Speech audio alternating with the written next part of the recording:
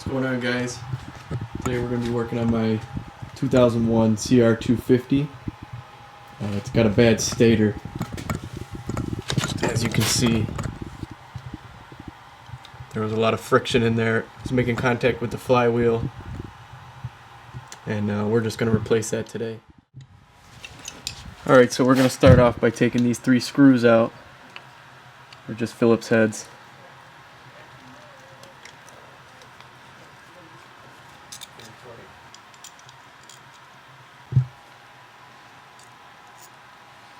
And there's the last one, and now the stator should just pull right off.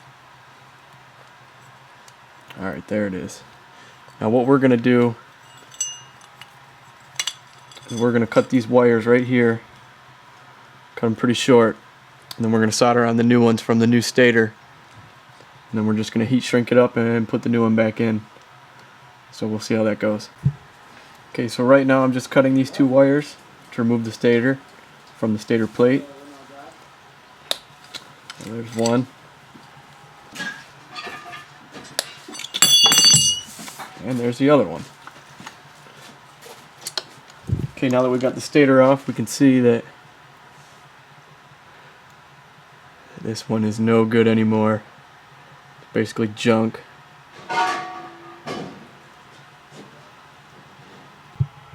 Alright, so here's our new stator. It's an 8-pole. I got it from rickystator.com. It fits the 99 to 2001 CR125 and 250, and it's also good for the CRF250 and 450. Alright, so this new stator is designed to fit with the stock stator plate. So make sure your wires are facing up. It only goes in one way, so you'll know when you get it right. You just line up these holes here with the stock holes from the stator plate, and then you just put your screws in, just like that.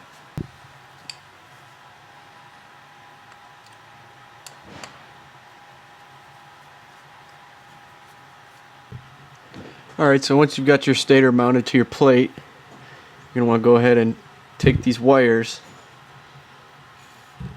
and thread them through these little holes right here, just to keep them out of the way.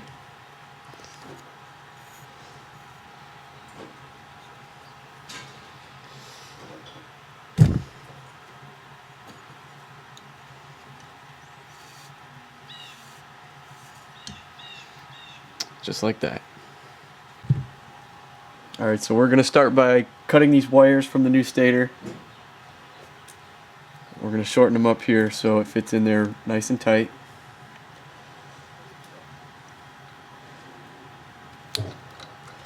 And now we might even need to cut them shorter. I'm not sure yet. I'm just cutting them right now, just to get rid of the excess. Alright, so the next step is we're going to want to strip these wires back so we can solder them later.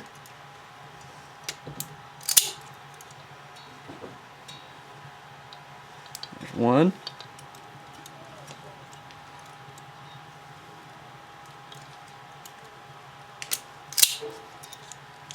And there's the other.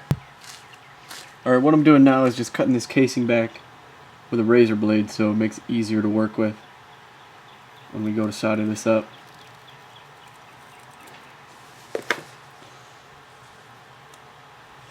There we go.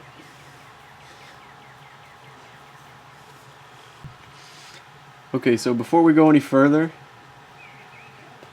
we're going to want to put heat shrink over these wires.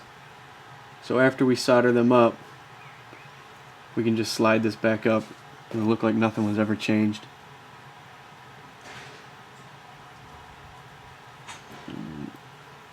Alright, there we go.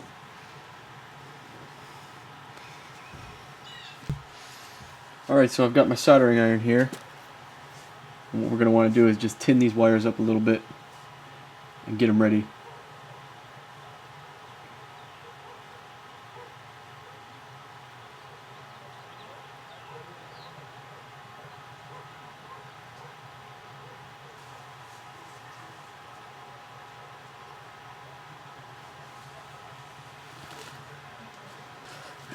Alright, now comes the fun part of trying to put these 2 wires together. All you want to do is touch them together and just get that tin to melt. Alright, now as you can see, we've got them soldered up real nice. I'm just going to want to slide these heat shrink right over them.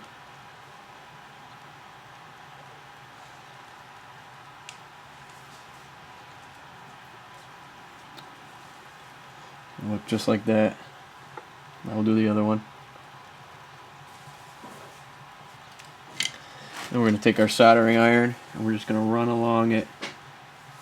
Try our best to shrink that stuff up.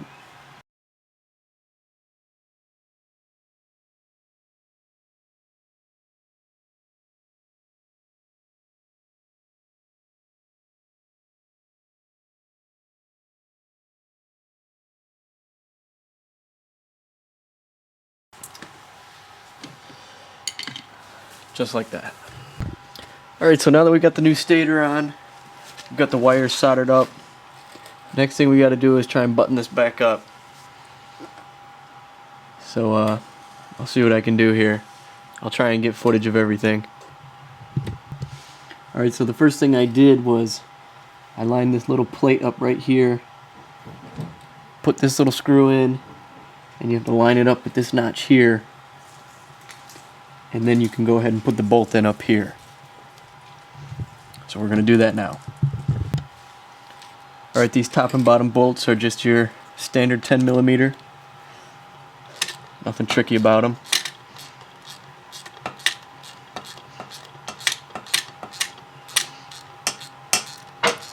We don't want to tighten it too tight right now, since we're just doing a little test fit here. Alright, that should be good now.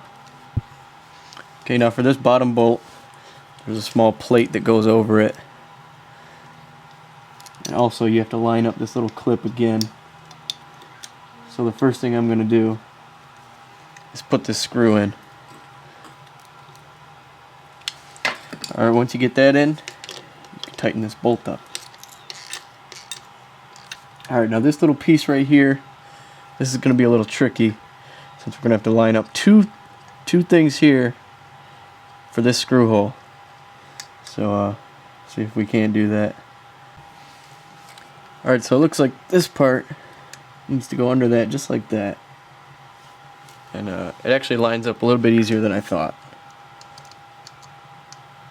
So just get your screw in there. And tighten it up.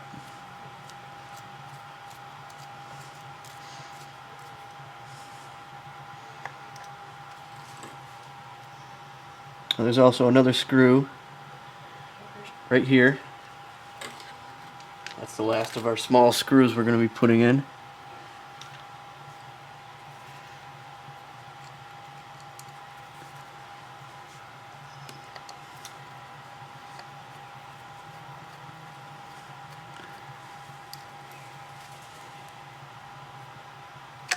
Alright, stator is installed.